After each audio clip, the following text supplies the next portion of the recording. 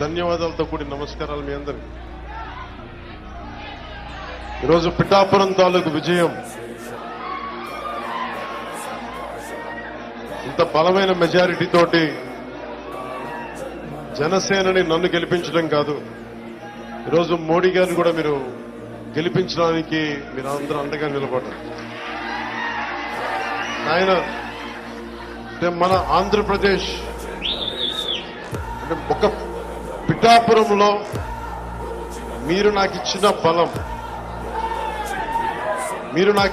బలం రాష్ట్రం అంతా తిరిగేలా చేసింది.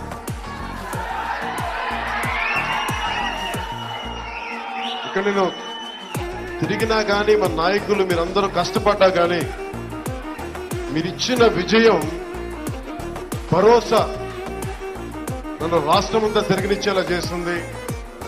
25కి 21 ఎంపీలు కొట్టగలిగే స్థాయికి 21 ఎంపీల ఈ రోజున మనకి ఎన్డీఏ ప్రభుత్వానికి బలంగా నిలబడ్డారు.